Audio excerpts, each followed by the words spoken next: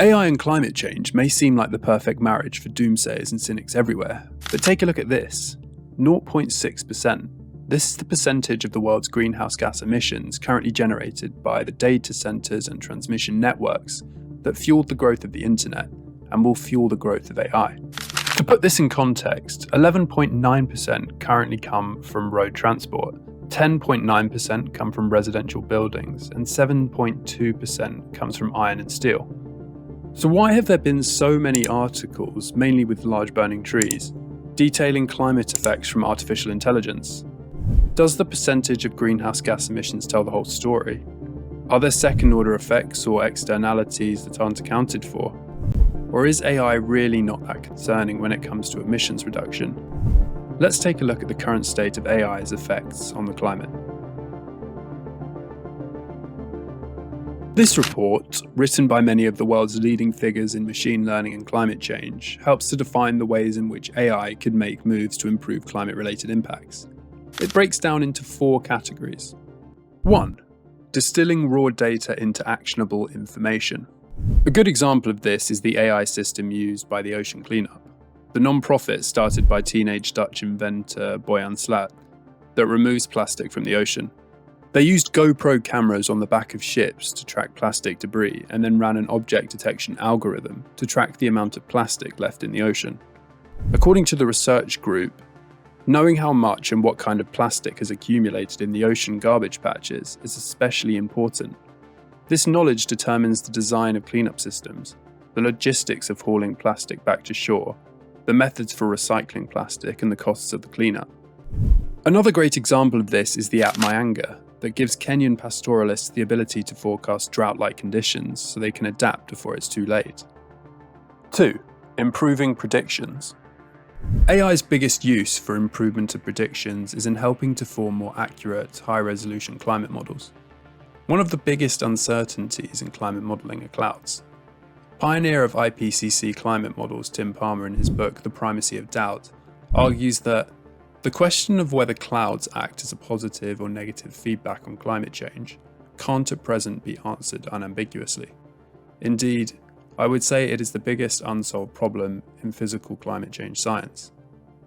There are a few reasons why this is the case. 1. Cloud microphysics and the study of cloud formation are both incredibly complex topics. And 2. Physical models of processes like this are simply too expensive. But could machine learning change this?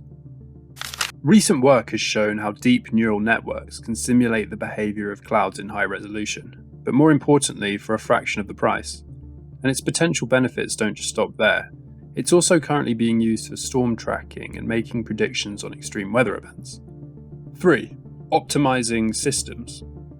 Buildings on the whole account for about 18% of global greenhouse emissions. So finding new ways of increasing their efficiency could be a vital part of decarbonizing human activity.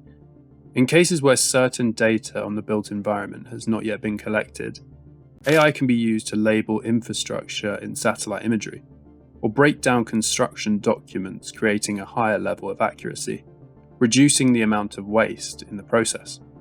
4. Accelerating scientific discovery. There's already great examples of how AI has helped transform this area of progress. We've already seen the role AI systems like Google DeepMind's AlphaFold might have in drug discovery. What about scientific progress in the field of climate? One application is finding new materials for batteries to speed up experimentation. Microsoft, for example, in collaboration with the Pacific Northwest National Laboratory, found a new solid-state electrolyte that could help to develop EV batteries that use far less lithium, and are much less likely to explode than the current lithium batteries. This might not change the industry right now, but the interest for researchers is more in the speed of discovery. The big point to make is the speed by which we got to a new idea, a new material.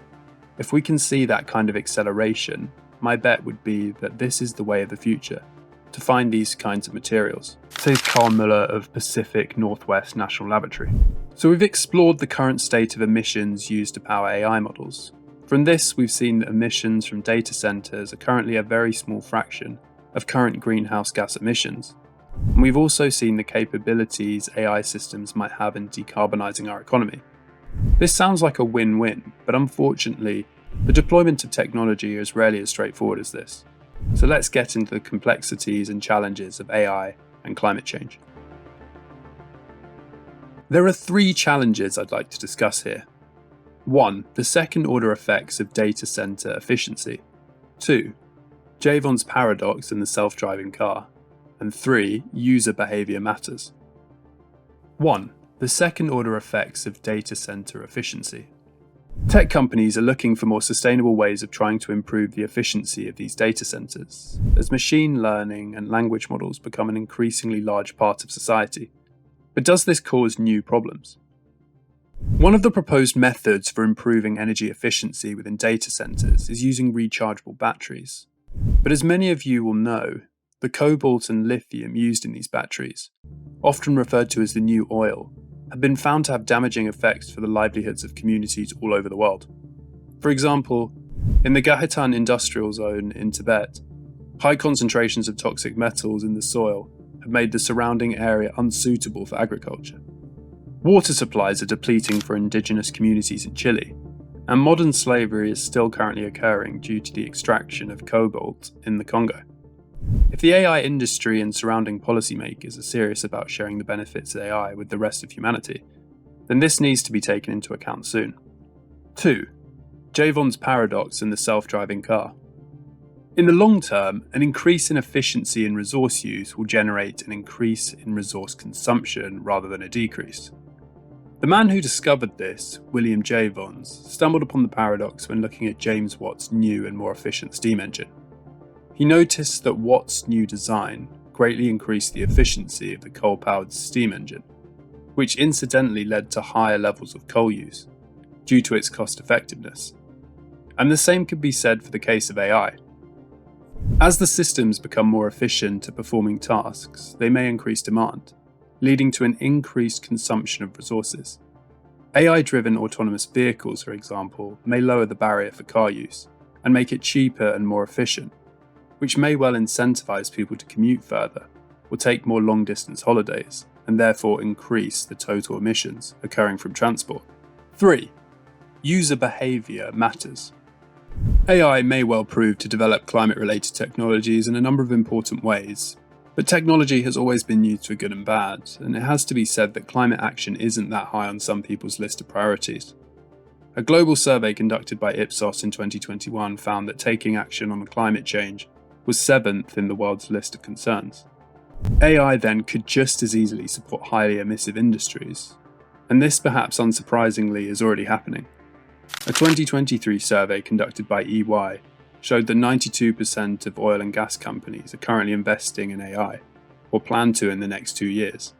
And a report by Zion Research suggests that AI technologies could create $425 billion worth of profit by 2025.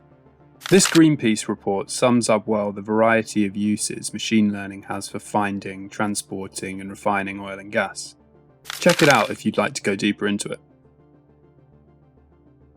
This then paints a complex picture. It's well known that tech giants like Microsoft, Amazon, and Google are huge investors in renewable energy. But could their involvement with the fossil fuel companies keep the old energy industries afloat? Let's go back to that figure we started with, 0.6%. This does not take into account the emissions from second-order effects, partnerships, and investments in the fossil fuel industry.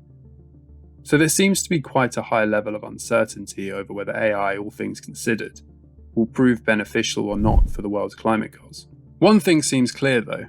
In order to fully understand the effects of this industry, we need more life cycle emissions research and data from the leaders in AI, so that a lot of the current lack of understanding can be brought into the light. This article by AI Now's Meredith Whitaker makes the point succinctly. Information about a tech company's total climate impact should be available publicly, and should be calculated in ways that inform customers and platform users about the impact of their own use of APIs, compute cycles, and other infrastructural resources. Maybe that would be a good start. Thanks for watching, and check out my website, linked in the description for references.